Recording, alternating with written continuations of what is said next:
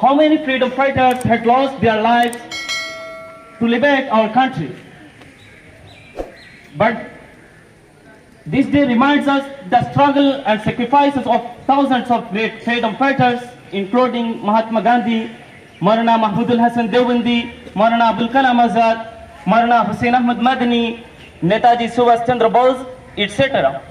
It is also true that even after so many years of getting independence, India is fighting with problems like corruption, crime, violence, poverty, illiteracy, deprivation, and discrimination.